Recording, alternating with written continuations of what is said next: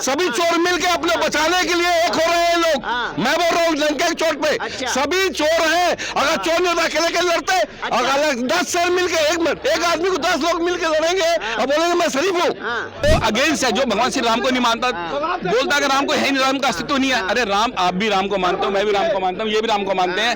ये राम का अस्तित्व खत्म कर दिया कांग्रेस ने और फिर आप राम भक्त बन रहे हो। क्यों जाते हो फिर मंदिरों में? राहुल जी पागल आदमी है।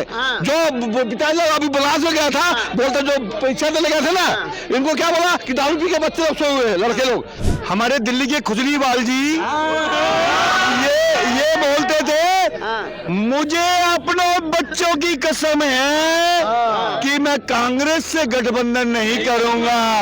ये केजरीवाल थूक कर चाटने वाला आज उनके साथ खड़ा है। वो कहता था रामलीला मैदान से कांग्रेस ने घोटाला किया, अब लाला उन्हीं के साथ खड़ा है। झोला उठा के भाग जाएंगे मोदी जी। आगे योगी जी आ रहे हैं, उनको कैसे संभालोगे? बाद में गायवाड़ा थोड़ा सा मोदी जी तो थोड़ी सी ढील भी दे देते हैं, वो तो ढील भी देने के भी पक्ष में नहीं है। मैं चप्पल नहीं है, मकान नहीं लूंगा, कान नहीं लूंगा। अभी ये 56 करोड़ का मकान बनाया हुआ, 1 करोड़ का पर्दा लगाया हुआ, किसका पैसा है? किसका पैसा है? 1 करोड़ का लेटरिन बनाया हुआ है, 1 करोड़ का टीवी रखा हुआ है। आपके घर में 1 करोड़ का टीवी है क्या? तो 2024 का इलेक्शन आ रहा है और महागठबंधन अपनी तैयारियां कर रहा है। आम आदमी पार्टी और कांग्रेस पार्टी में तालमेल बैठ गया है। दिल्ली की 3 सीटें आम आदमी लड़ेगी, 4 सीटों पे कांग्रेस लड़ेगी। तो क्या लग रहा है महागठबंधन अब टक्कर देने की स्थिति में आएगा तालमेल बैठने के बाद? मैं उसके विषय में तो बताऊं, पहले तो उनको बधाई दे दूं कि भाई इनका बहुत दिन से मतलब मेल मिल गया, इनको मिलाप हो गया, टूटा फूटा बराबर हो गया है ना। तो उनको दोनों पार्टियों को बहुत बहुत बधाई। और लोकतंत्र में वोट की लड़ाई लड़ना ही चाहिए, जिसको जितना था मैं उस हिसाब से लड़ेगा, है ना। तो उनको तो पहले बधाई हो कि भाई दोनों कांग्रेस और आम आदमी पार्टी जो कट्टर एक दूसरे के दुश्मन थी मिल गए। कम से कम कट्टर एक दूसरे के दुश्मन थी और दोनों एक मिल गए, तो उसके लिए बहुत बहुत बधाई।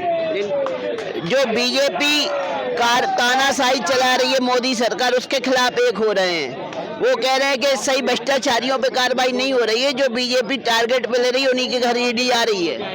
हमारे देश में सुप्रीम कोर्ट भी है, हाई कोर्ट भी है।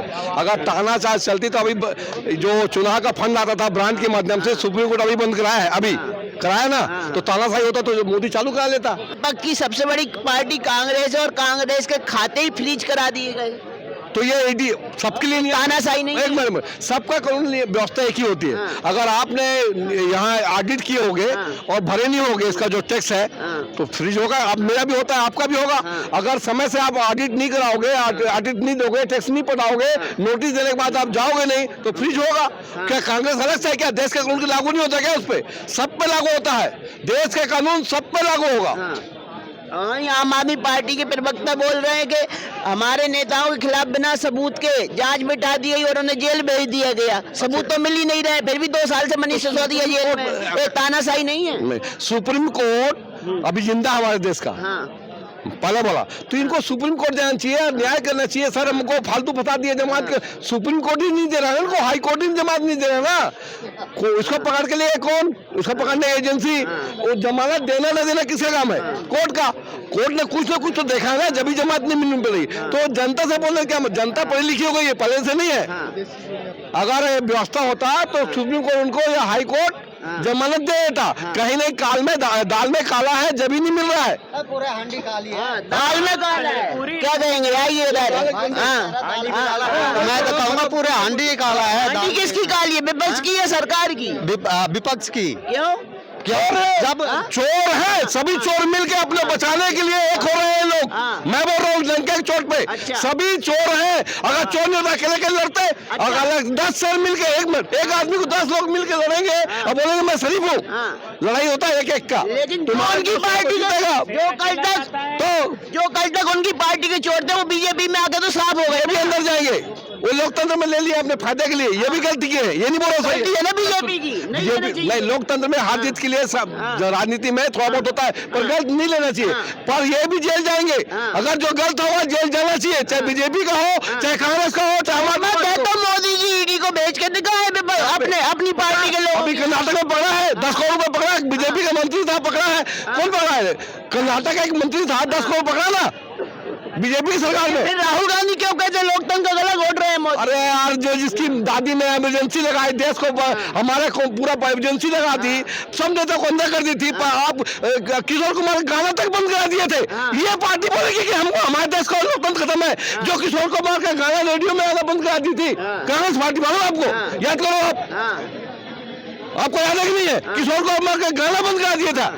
लोकतंत्र जिंदा है, जिंदा है लोकतंत्र, जिंदा रहेगा। क्यों नहीं? ईडी सीबीआई के दम पे जिंदा है। ईडी सीबीआई आज नहीं बना है, ये कांग्रेस ही दे रहे हैं। हमारा कानून व्यवस्था का एक अंग है।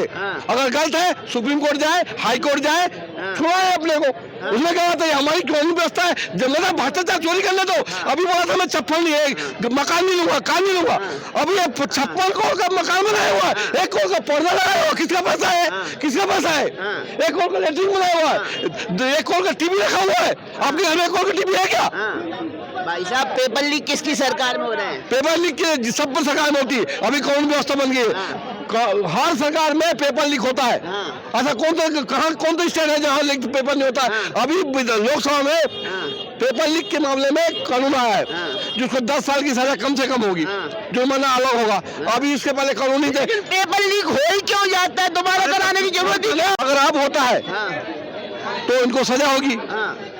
मतलब मोदी योगी जो करे वो सब साफ है? नहीं, साफ नहीं। और जो विपक्ष है वो सब काला है। लोकतंत्र में विपक्ष भी जरूरी है भाई साहब। लोकतंत्र में जितना सत्ता पक्ष जरूरी है ना, उतना विपक्ष होना चाहिए, तगड़ा पर सही विपक्ष होना चाहिए। ये नहीं कि झूठा विपक्ष होना चाहिए, काम करने वाला विपक्ष होना चाहिए। झूठा विपक्ष नहीं चाहिए हमको, काम करना। केजरीवाल से लबड़ा आदमी नहीं चाहिए हमको। केजरीवाल बोलता है मैं माँ की कसम, बच्चे की कसम, मैं कांग्रेस से मिलूंगा नहीं कभी भी। और सबसे अधिक भ्रष्टाचारी आदमी जाके लालू से गला मिल रहा है, याद है आपको? तो विपक्ष मजबूत रहे इसलिए तो आपको वोट करना चाहिए ना विपक्ष को। राहुल गांधी को वोट करेंगे, मजबूत रहेंगे राहुल गांधी। पगला आवाज उठा। राहुल जी पागल आदमी है। जो पिताजी अभी बलास में गया था, बोलते जो परीक्षा देने गए थे ना, इनको क्या बोला कि दारू पी के बच्चे लोग सोए हुए हैं, लड़के लोग। पागल आदमी जो परीक्षा देने गए, इनको बोलता दारू पी के सोए हुए। यहाँ पुलिस परीक्षा की भर्ती थी, ये बच्चे लोग गए थे, ये बोलते दारू पी के सोए हुए। देखिए आदमी ये मोहब्बत की बात करते हैं, मोहब्बत की दुकान को। मोहब्बत नहीं, ये जाति बंटवारा करना चाहता है, देश को तोड़ना चाहता है। जाति के माध्यम से बंटवारा करके वोट बैंक लेने के लिए बंटवारा नहीं कर रहे, हक मान रहे हैं। जिसकी संख्या उसका उतना है। सबको हक मिल रहा है, सबको हक मिल रहा है जितना मिलता है। 70 साल तक क्यों नहीं दिला? 70 साल तक शासन क्यों नहीं हक नहीं दिला? उसका माहौल नहीं, जाति नहीं होना चाहिए। ये तो 10 ही साल है ना, 70 साल शासन, 60 साल कौन किया? कांग्रेस ने। 2014 से पहले कौन था? ये क्यों नहीं किया पहले? अब उनका मतलब ये हो रहा है 70 हुआ तो कुछ भी तो फॉलो। जैसे पंजाब में जैसे 70 में जब फैल हो गए थे 84 में, तो पतंजलि बढ़ा दिए थे इंदिरा गांधी, वैसे अभी करा रहे कि कैसे तो सत्ता में आना चाहिए। भाई साहब आप वोट कुछ भी सत्ता आना चाहिए। आप वोट नहीं दोगे तो विपक्ष कमजोर हो जाएगा ना। नहीं तो चलता है। मोदी आ गया तो आंखों में चुभ रहा है। 70 साल चुपचाप सो रहे थे। आज देश का कुछ तरक्की हो रही है, देश का जवान चढ़ रहा है, हमारा देश का नाम रोशन हो रहा है। तो आज विपक्ष याद आ गया, विपक्ष बोल रहा है ये गलत है, ये गलत है, ये गलत है। आज के डेट में जो होगा मोदी मोदी मोदी लिख के दे रहा हूँ। 2047 तक मोदी लिख के दे रहा हूँ। राहुल गांधी न्याय यात्रा नहीं, अशब्द नहीं। हाँ बोलो। राहुल गांधी न्याय यात्रा किसके लिए निकाल रहे हैं? फिर किसानों के लिए न्याय यात्रा निकाल रहे हैं, मजदूरों के लिए निकाल रहे हैं, जिनके पेपर लीक है उन छात्रों के लिए न्याय मांग रहे हैं। अपने लिए निकालते हैं भाई साहब, अपनी राजनीति के लिए लगाते हैं। ठीक है, ये सुनो मेरी बात, ये परिवारवाद जो चलता है, आपको मालूम है वरुण गांधी, मेनका गांधी, सोनिया गांधी, राहुल गांधी, एक पार्टी बैठी है कांग्रेस में, दूसरी बैठी है बीजेपी में। मोदी जी जब आए, मोदी जी ने एक ही बात बोली थी कि हम जो है वो परिवारवाद नहीं करेंगे। ठीक है जी, निष्पक्ष फैसले होंगे जो भी होंगे। आज उन लोगों को मिर्ची लग रही है जो लोग देश के हित में नहीं है। ठीक है, आज हमारा देश तो क्या सारा विपक्ष देश के हित में नहीं है? नहीं है जी, बिल्कुल नहीं है। जो अगेंस्ट है, जो भगवान श्री राम को नहीं मानता, बोलता है कि राम को है नहीं, राम का अस्तित्व नहीं है। अरे राम, आप भी राम को मानते हो, मैं भी राम को मानता हूँ, ये भी राम को मानते हैं। ये राम का अस्तित्व खत्म कर दिया कांग्रेस ने, और फिर आप राम भक्त बन रहे हो। क्यों जाते हो फिर मंदिरों में माला पहन के? क्यों राम भक्त तो कोई भी बन सकता है, आप भी बन सकते हैं, ये भी बन सकते हैं, ये भी बन सकते हैं। जब इन्विटेशन दिया तो क्यों नहीं पहुंचे? इन्विटेशन जब दिया क्यों नहीं पहुंचे राम मंदिर पे? सोनिया गांधी कहाँ थी? खड़गरे कहाँ था? मंदिर में राजनीति नहीं करते, राम मंदिर में राजनीति नहीं करते ना वो। कौन? नहीं, ये आप ये गलत कह रहे हो। राम का देखो, सुनो मेरी बात, ना धर्म कोई नीच है, ना धर्म कोई ऊंच है। सही है, धर्म के नाम पे हर इंसान को जाना चाहिए हर जगह। ये इनकी राजनीति दूसरे देगी क्या? राम को नहीं मानेंगे किसी और राम के अलावा रोजगार, महंगाई भी तो मुद्दे हैं, पेपर लीक भी तो मुद्दा है। सुनो जी, महंगाई कितनी हो जाए, कुछ भी हो जाए, जाएगी बीजेपी के वोट। जो देश के हित में काम करेगा वोट उसे देंगे। 1000 का चावल कर दो, 10,000 का तेल कर दो, जाएगी मोदी को वोट। अच्छा, हमारे दिल्ली के खुजलीवाल जी ये बोलते थे, मुझे अपने बच्चों की कसम है कि मैं कांग्रेस से गठबंधन नहीं करूंगा। ये केजरीवाल थूक कर चाटने वाला आज उनके साथ खड़ा है। वो कहता था रामलीला मैदान से कांग्रेस ने घोटाला किया, अब लाला उन्हीं के साथ खड़ा है, कोई दिक्कत मत करो। ये आपने कहा थूक के चाटने वाला, थूक के तो चाट बीजेपी भी रही। नीतीश कुमार को गालियां दे रही थी, आज मुख्यमंत्री बना दी। देखिए मेरी बात सुनिए, ये आप शिवाजी, छत्रपति शिवाजी की एक रणनीति थी। छत्रपति शिवाजी की रणनीति थी, जब भी हमला करना है 2 कदम पीछे उठा करके 10 कदम आगे आओ। मतलब मोदी करे तो शिवाजी बन जाएंगे। बिल्कुल। कांग्रेस करे तो 0 है। यही वही कांग्रेस है जिसने 1984 के अंदर हमारे परिवारों को कत्लेआम करा दिल्ली के अंदर। ये वही कांग्रेस है जो श्रीलंका के अंदर हमारे सैनिकों की लाशें आज तक नहीं आई, लिट्टो के द्वारा राजीव गांधी ने बर्बाद दी। ये वही कांग्रेस है जिसने गोधरा कांड करवाया, 395 कारसेवकों को जिंदा जला दिया, आज तक उसका नाम नहीं लिया। ये वही कांग्रेस है। लेकिन दम भर रही है, मोदी का तख्ता पलट कर देंगे। भाई एक बात तो, कुत्तों को भी खाब में छिछड़े नजर आते हैं। आपको मैं बता रहा हूँ, आप चिंता ना करें। ये हम लोग चुनाव 24 का चुनाव नहीं लड़ रहे, मैं चैलेंज कर रहा हूँ। हम चुनाव 34 का लड़ रहे हैं। अरे आपको तो वोट डालना, चुनाव थोड़ी लड़ना है। भाई साहब हम लड़ रहे हैं, पब्लिक लड़ रही है। भारत का प्रत्येक व्यक्ति लड़ रहा है। देखिए आज कांग्रेस रूपी नाव, उसमें इतना बड़ा छेद हो चुका है, सिर्फ 3 परिवार बैठे हुए हैं और वो किसी टाइम भी भारत छोड़ के भागने वाले हैं, ये गारंटी है। वो कह रहे हैं मोदी झोला उठा के चल देंगे 2024 में। देखिए मोदी जी ने नहीं, झोला उठाने वाले हमारे शंकर भोले भी हैं और झोला उठाने वाले प्रभु श्री राम जी भी हैं, झोला उठाने वाले परशुराम जी भी हैं, झोला उठाकर के संसार को रचा है। उस झोले में इतना सामान है, पूरी सृष्टि रच सकते हैं। आज पूरी दुनिया का अगुवाई कर रहे हैं। कौन उठा के भागेगा? झोला उठा के भाग जाएंगे मोदी जी। आगे योगी जी आ रहे हैं, उनको कैसे संभालोगे?